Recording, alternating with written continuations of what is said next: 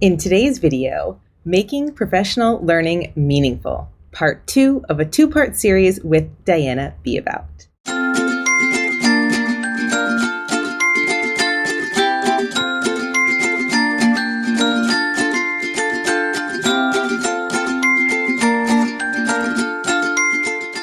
Hello, coaches! Welcome back to another episode of Coach Better Quick Tips. My name is Kim Cafino, and I'm here to help you coach better. After decades as a teacher and instructional coach in international schools, I founded my company, Eduro Learning, to help you recognize and leverage your influential leadership so you can move from feeling like just a teacher to a confident leader in your school community, however that looks for you.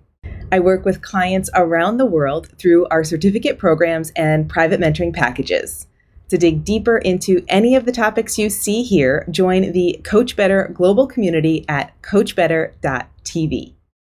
If you have a question you'd like to hear us answer, please leave a comment below, join our Coach Better Facebook group, or find us on social media at Eduro Learning and send me a DM. You can find all of our resources for instructional coaches and listen to our full podcast episodes on our website at COACHBETTER.tv. And don't forget to subscribe to the channel here to catch all of our latest episodes here on YouTube. Today, we have the second in a two-part series from Diana Be About, one of our amazing mentors inside the Coach Certificate and Mentorship program. In this episode, Diana is sharing specific steps you can take when you're leading professional learning to make sure it's meaningful and engaging. If you missed the first episode, I will link it somewhere up here for you. This is a hot topic with our clients in the Coach Certificate and Mentorship program because leading professional learning is often one of the major responsibilities of instructional coaches.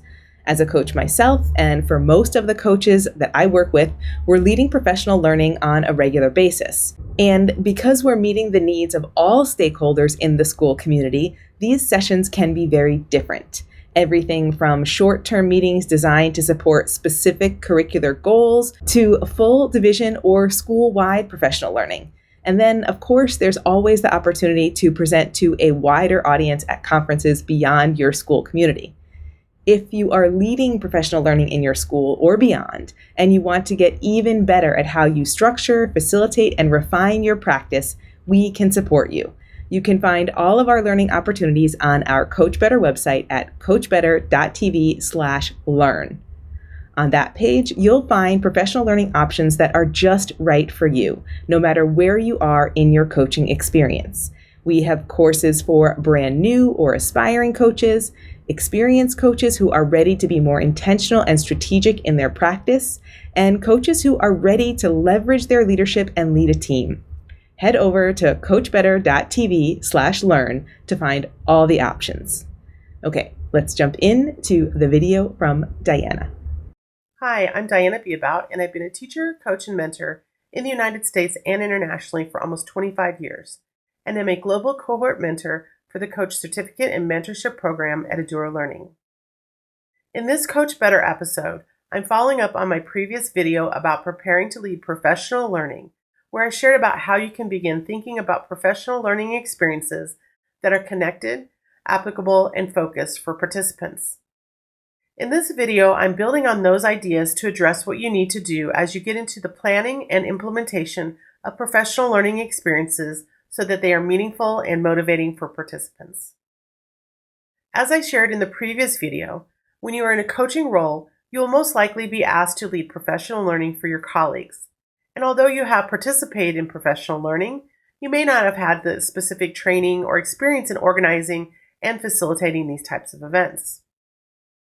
As far as planning your own professional learning experiences for your colleagues, keep in mind you want to be clear about purpose and promote creativity, innovation, and collaboration. You'll also want to consider how participants will have agency over their learning and its application in their work. Here are some questions for different aspects of professional learning to help you formulate what kind of structures and models you will employ to provide a meaningful and motivating experience. Step 1. Introduce the topic and outcomes. Participants want the focus and goals of any professional learning experience to be clear and easy to understand.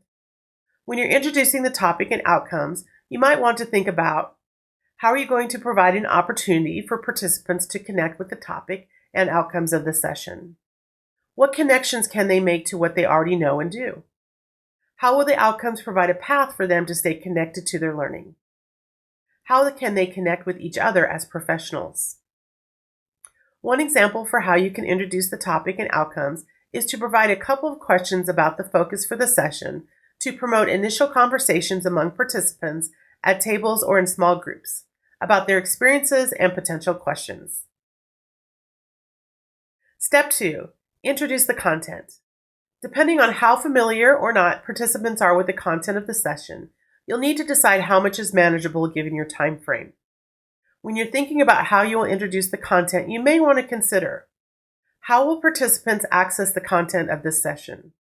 Can information be provided before the session? Who already has experience or knowledge that can be shared? What protocols could be used to guide in highlighting important information and promoting productive conversations? As an example for how you might introduce the content, you can provide participants with some choice in readings or videos to access on the topic, with a focus on highlighting important information. Step 3. Focus on the application of learning. Participants will be engaged with the learning if they can see how it applies to the work they do in the classroom.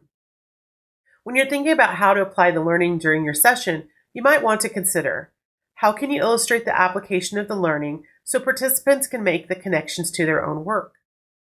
What are the opportunities for collaboration in applying concepts and strategies?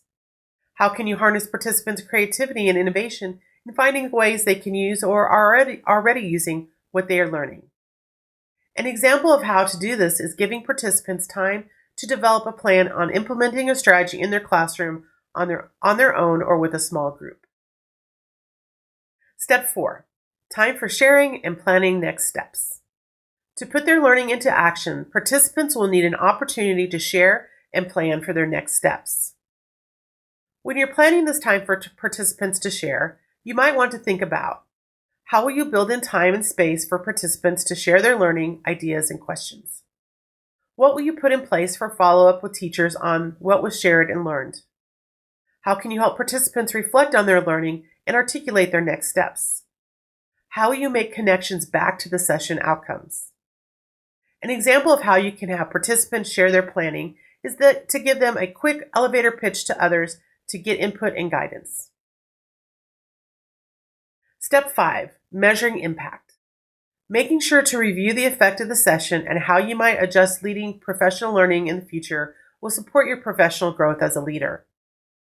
To make sure you get the feedback you need from your session, you might want to think about, what do you want to know from the participants regarding their experience with this professional learning session?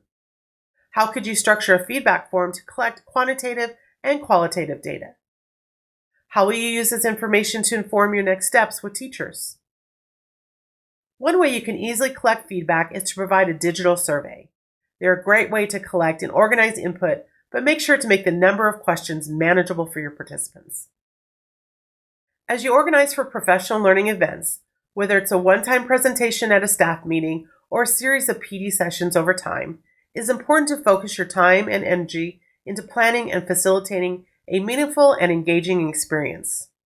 Do whatever you can to avoid a sit and get and promote conversation and collaboration among your colleagues and peers, even if it is something they might not be accustomed to. Some of the most meaningful feedback I've gotten after facilitating professional learning has been around giving participants time to learn, process, and share, and giving them a voice in their learning and how they move forward. You can do the same when you focus on providing participants connected, applicable, and focused professional learning. Hi, coaches. I hope you enjoyed this mini series from Diana. As I was following her steps, I was thinking about how powerful it is to break down a bigger project, like planning professional learning, into smaller chunks to make it more achievable. I was having a conversation with a client in the coach recently, and they were preparing to lead their first full day PD session, and it was feeling a bit overwhelming. One of the easiest steps that you can take is to break down the full day into 4 or 5 sessions of 60 to 90 minutes, and then break down each of those larger chunks following the steps that Diana shared today. Taking the time to think about both the structure and the time that participants need to engage in or reflect on their learning is what will ultimately make your session successful. No matter how much time you have or don't have in your session, bringing these parts together will help ensure that your participants feel like it was time well spent. If you're the kind of educator who's always working to improve and refine your craft, you're the kind of educator who would love our courses. Because one of the things that we're most proud of here at Eduro is that there's no one-size-fits-all learning. You always have choice and voice in how you learn with us. You get to experience professional learning the way you strive to deliver it. Today's video highlights a topic that you'll find in several of our programs for coaches, and if you're curious to take your learning deeper, we have 2 great options for you today. If you're just getting started as a coach and you want to learn how to make the mindset and skill set shifts needed to be successful in the role, watch our New to Coaching workshop, which will also tell you about our brand new course, Getting Started as a Coach. This course is specifically designed for classroom teachers that are moving into a coaching role. It's focused on exactly the skill set and mindset shifts you need to make to be successful as an instructional coach. If you're already a coach and you want to think about being more intentional and strategic in your practice, watch our workshop on the Thrive model for coaching success, which will help you evaluate your program and your practice to see where you may have room to grow, and help you decide if our year-long mentorship and certificate program, The Coach, is right for you right now. The program is designed for current coaches who are focused on building a coaching culture through intentional and strategic coaching work at all levels with teachers and school leaders. Just like all of our learning experiences, the content in both of these courses is self-paced, so you get access to everything immediately, but you get so much more.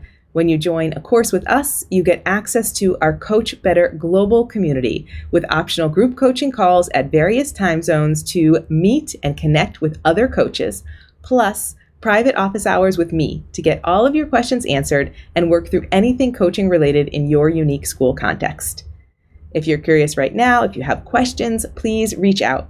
You can leave a comment below, you can join our Coach Better Facebook group, or you can find us on social media at Eduro Learning and send me a DM. I'd love to support you on your coaching journey. See you next time.